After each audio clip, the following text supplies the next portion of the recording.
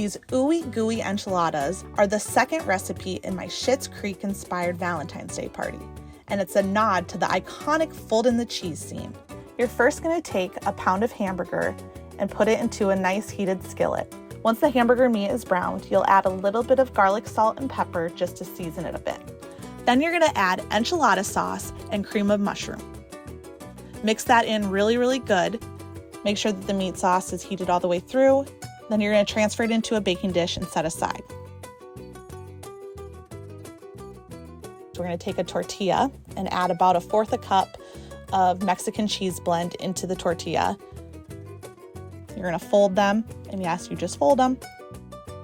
And you're going to take those and stuff them into the enchilada meat sauce.